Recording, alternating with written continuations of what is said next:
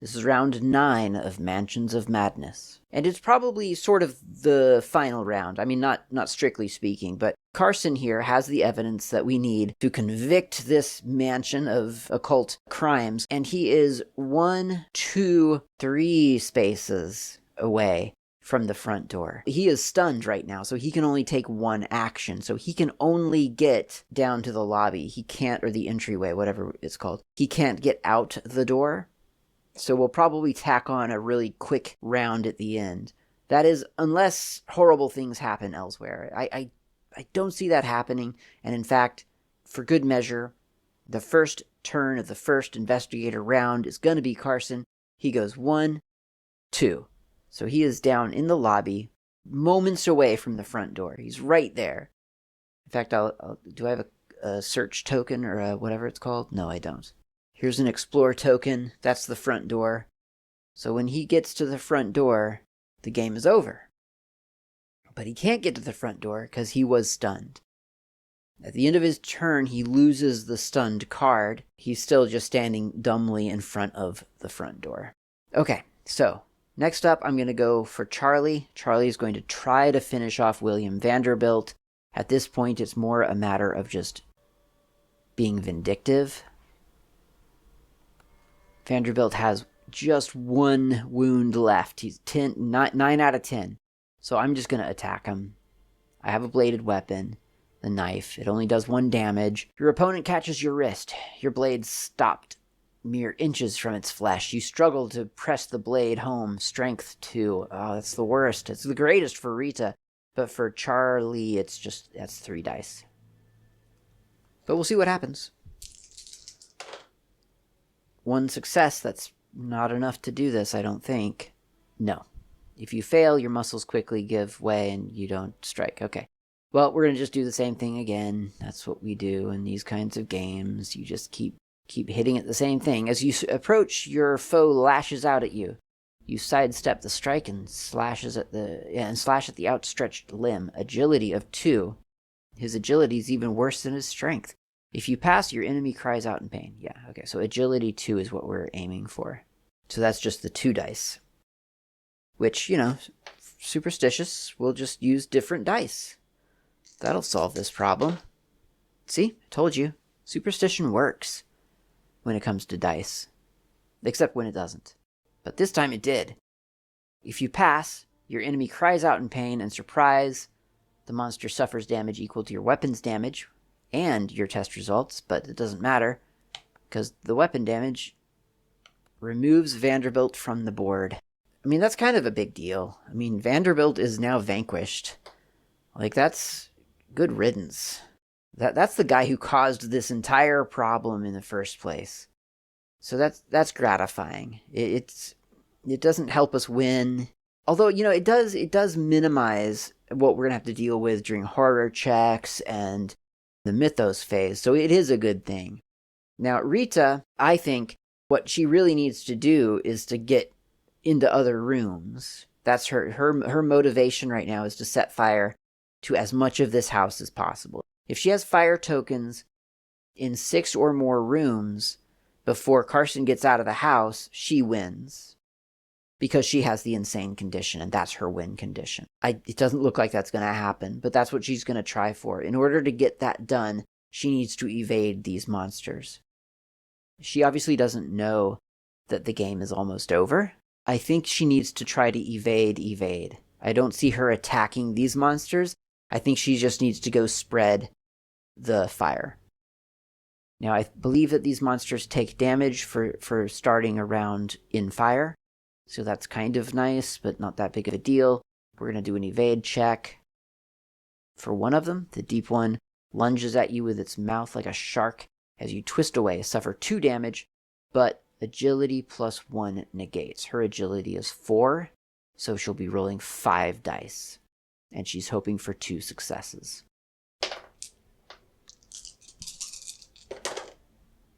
Well, she got 1 success. So she does suffer 1 damage. That'll be interesting to see. Painful clarity. The pain cuts through your muddled thoughts, allowing you to see the solution clearly. Yeah, the solution is to set fire to the house. Gain 1 clue, then flip this face down. Oh, that's an interesting effect. So she's only got 2 damage, and now she has a clue. That's really, really interesting. Now she needs to evade the next one. He should also have 2 damage. He's been in a space with fire, just like the other one. As you flee, the deep one... Oh, wait. Does she need to evade? Yeah, no, she doesn't need to evade this one. Yeah, she doesn't need to evade this monster because she's evaded the other monster. So she's no longer in this space, is the point. Rather than going towards the... Well, actually, self-preservation is quite a strong effect, isn't it? I guess she could go this way, 1, 2, and then put fire here. No, because fire's going to spread there. I don't know where to have her go spread more fire. Maybe up in the attic? Sort of burn it down from the top? She needs distinct rooms, so that's 2 tiles. So, I mean, I guess the really easy thing to do would just to throw fire right here.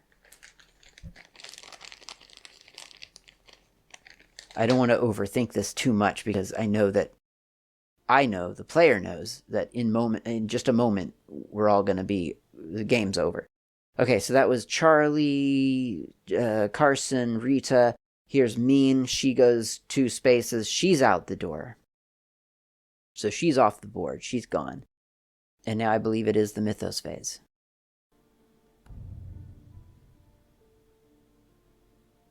So the fire spreads. So, yep, I'll just add more fire. But that's still only fire on 1, 2, 3 tiles. So it doesn't look like Rita is winning. Popping and hissing, the flames leap higher. This Mythos event affects each investigator in a space containing fire or adjacent to fire. That would actually be... Ooh. Oh dear. That would be Rita and Carson. Sparks leap up toward the sky, dancing and darting like something alive. Some of the sparks streak to land upon you, burning your flesh. Suffer 2 face-down damage. Wouldn't it be amazing if this brought Carson down? No, he's nowhere near being brought down. He's only got 3 damage. He's got 8 health. He's fine. Rita has a similar 9 health and 2 damage, so they're both fine. I mean, for now. The cultist moves 2 spaces, doesn't need to. He's got Charlie right there, so he's going to attack Charlie. The cultist wraps grimy hands around your neck, squeezing tight. Strength 2. Charlie's strength is 3. 1 success, 1 clue. He doesn't have any clue tokens for a change, so that's a fail. No, wait, that's not a fail. He has that special ability of converting clues to successes, and he has not used that this round, so he is going to not suffer. Now the deep one is going to move toward Rita, so that's 1, 2. So does the other one, probably. They're moving through flames. They're ending their turn. I think they take more damage, I think. Or maybe they don't take damage till their next turn. I don't know. The loathsome deep one rushes forward, struggling to clamber up your body. Strength of 2 passes. So, of course, strength is her best attribute. That's 1, 2, 3, 4 successes. So she's fine. And the next deep one, of course, has pursued her. Leaping with frog-like ability, the deep one manages to get around behind and above you before attacking with sharp talons. Suffer 2 damage, but a strength -1 dice negates. So she's only rolling 4 dice, and she needs 2 successes to cancel this out completely. She got 1 success and a clue token. Of course, she just gained a clue token. So she'll spend that to convert that to a success and suffers no damage. She might be suffering damage from the fire, to be honest. I'm not tracking the damage from the fire very well, but at this stage it really doesn't actually matter that much. Each investigator must resolve a horror check. So I think that would be... I guess that would be everyone. I mean, not Mean, obviously, but yeah, okay. So we'll go up Charlie will go up against the cultist. The cultist laughs a deep, joyous laugh. The sound echoes all around you. Willpower 1 to succeed. Carson's willpower is... Not Carson. Charlie's willpower is 4. He got three successes. So he's fine. And now it'll be deep ones against Rita and... Yeah, just Rita and Carson. The deep one opens its mouth, and a choking wet song emerges from its throat. It is no human sound, but you feel the creature's yearning, fear, and hate in every note. Suffer 2 horror. Willpower negates. Willpower for Rita is 4. So that's a negation. And for Carson, it is only a 3, but he has that Holy Cross, so it's a 4 total. 1 success. So he does suffer a horror. And he draws the Hysteria. Flip 1 damage face up, okay? Suffering, or flipping 1 back spasm. Drop a random item. This could change things. This could really change things. If he drops the ritual components, that is going to be so bad. That could just be so bad. Of course, I mean, I'm going to have to just close my eyes because there's a bunch of cards in here that I don't know what they are. Ritual components. Of course he does. The one thing he needs to win the game, he drops on the floor. Actually, you know what? I'm overdoing it. I'm overdoing it. He is no longer stunned. He has 2 actions. He can pick these back up and then run out the door on his next turn. So it's actually okay. It's a little inconvenient, but it's not bad. So technically, I should end the video here. I'm not going to, because we're basically at the end. We're here. So here's Carson. He picks up those ritual components again, and he steps outside the door. Let's find out what happens when he does that. The moment he steps outside the door. That's down here, obviously. The mansion's front door is just in front of you. The investigation is complete if an investigator escapes the mansion with the ritual component's unique item. Investigators win the game when the investigation is complete. You can escape only if you have the ritual component unique item. Yep, we escape.